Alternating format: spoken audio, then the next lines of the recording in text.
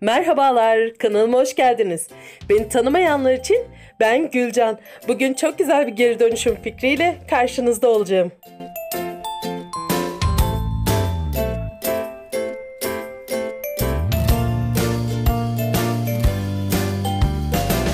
Yazdan kalma, dolabın bir kenarında unutulmuş 2 tane dondurma kutum vardı.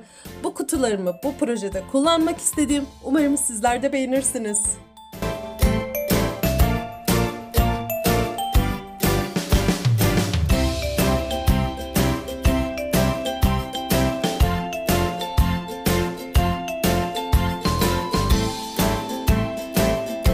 Geri dönüşümlerde atmaya kıyamadığımız böyle dayanıklı malzemeleri kullanıp onlarla bir şeyler ortaya çıkartabilmek inanın çok mutluluk verici. Kendi yaptığınız eşyayı daha severek kullanıyorsunuz. İnanın bu projede kullandığım fermuar dahi geri dönüşümdendir. Naylon, muşamba, hurçlar oluyor. Cümleyi bir türlü kuramadım. O hurçlardan çıkartmış olduğum elimde olan bir fermuar. Bu tarz şeyleri atmaya kıyamıyorum. Daha sonra kullanabileceğimi biliyorum çünkü bir şekilde bir yerlere lazım oluyor. Nevresim yapıyorsunuz. Nevresimin ağız kısımlarına kullanabilirsiniz. Yani her şeyi atmayalım. Atmayıp dönüştürebileceğimiz çok fazla şey var diye düşünüyorum. Bu arada bu projede bana ilham veren sevgili arkadaşım Sultan Zengin, Zengin Hayaller Dükkanı'nın sahibidir kendisi. Bu kanalda çok güzel, çok harika fikirler var. Mutlaka abone olup takip etmelisiniz. Arkadaşlar sizi dondurma kutularının geri dönüşüm hikayesiyle baş başa bırakıyorum. Kanalıma abone değilseniz abone olmayı, beğen butonuna basmayı, ayrıca yanındaki ufak bir zil işareti var. O işareti basarak bildirimleri açmayı unutmazsanız çok mutlu olurum. İyi seyirler.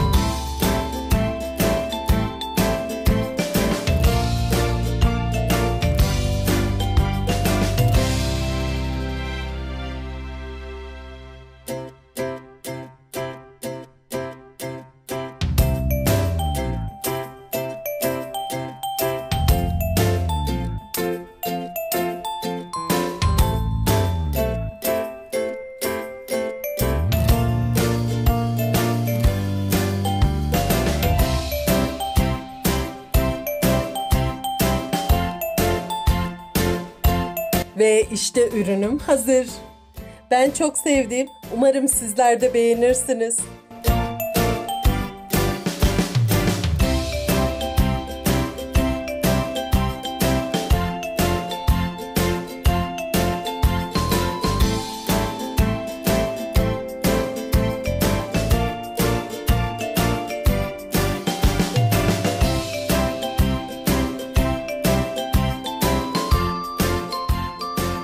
Yüzünüzden gülücükler hiç eksik olmasın. Hoşça kalın.